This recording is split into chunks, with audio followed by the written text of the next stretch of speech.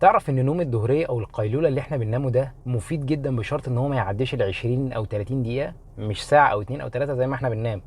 لان هم لقوا انك لما بتعدي النص ساعه بتبتدي تقرب من مرحله اسمها مرحله النوم العميق، وكل ما تقوم من النوم وانت في مرحله النوم العميق دي هتقوم تعبان جدا ومزاجك سيء جدا. فيفضل ان انت ما تعديش ال 20 او ال 30 دقيقه نوم. ده غير ان هم لقوا فوائد كتيره لنوم القيلوله ده، ان هو بيزود اليقظه عندك وبيحسن رد الفعل بتاعك وبيزود قدرتك على التعلم. فللناس اللي هي في الجامعات او المدارس لما بتنام 10 او 20 دقيقه في نص اليوم في الفتره بتاعه البريك مثلا، هتلاقي قدرتك على التعلم والاستيعاب افضل كتير.